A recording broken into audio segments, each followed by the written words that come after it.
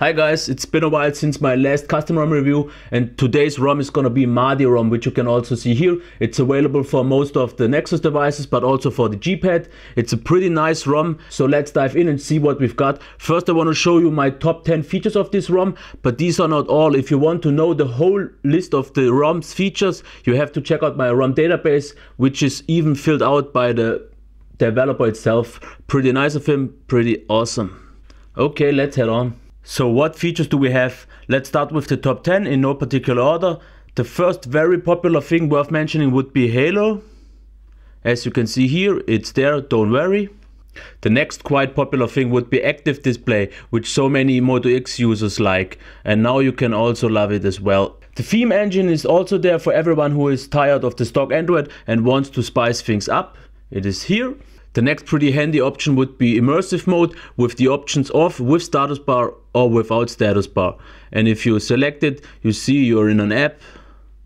You don't see any buttons, you just swipe from the top and you got your status bar and your navbar buttons. If you don't want it anymore, just hit it again and you see them. Of course, we also have the 5-button on-screen navbar with the 5 nav rings, which can be customized the way you want. You have all the buttons. You have everything you need. The next feature would be something I absolutely can't be without, and that would be the 8-target lock screen. Absolutely love this one. Let's quickly head over to the notification shade and see what we've got here.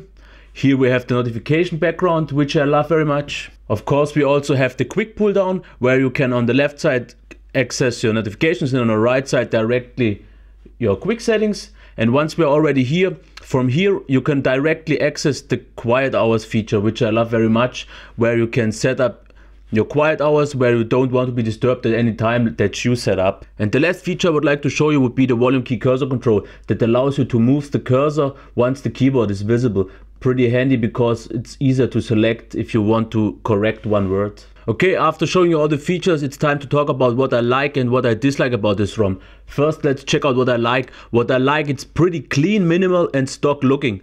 And if you see, all the customization is all in this one, all in this menu point customization. Here we have the themes, the status bar, the quick settings channel. Everything is clean and tidy within here. You don't have to search all around like on Beanstalk.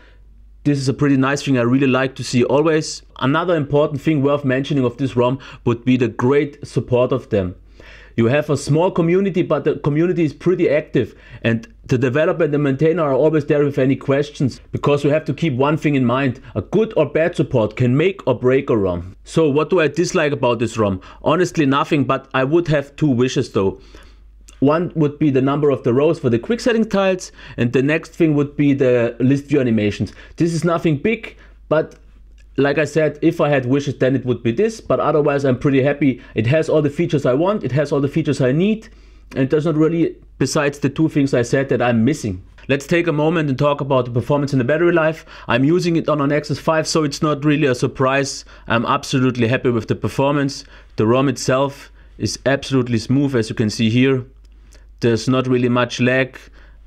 If there's lag, it's mostly the app, but the ROM itself is pretty awesome, stable of course as well. For the battery life is pretty good, but I still have to say Beanstalk seemed slightly better in terms of battery life for me, but it's not much, maybe 2 or 3%. It can be narrowed down. The Nexus 5 with this ROM at least is on a level for me where I don't have to bother about battery life. I get through the day with enough reserve for the whole night and even the half of next day. I get easily about, let's say, 3 hours of screen on time over a complete whole day of over 20 hours if I'm on data. If I'm on Wi-Fi, I get about maybe 4.5 hours. On pretty good ROMs I got 5, but of course my usage always changed. But I'm absolutely satisfied with the battery, don't really need any more, so nothing to complain here. Performance, absolutely fine. Battery life, very good, but maybe slightly not as good as on Beanstalk. So let's get to the conclusion about this ROM here. My final words: the ROM has an amazing amount of features, everything you should possibly wish for. It has a very great ROM support. Performance absolutely top notch, battery life is pretty great. So nothing really to complain here, gets my highest recommendations. It's among the best free ROMs I've tested so far right now. So yeah, That's it for my review of the Mahdi ROM. If you liked it or anything else, if you have any questions, please leave me a comment, reshare this video and subscribe to my channel. So far, goodbye.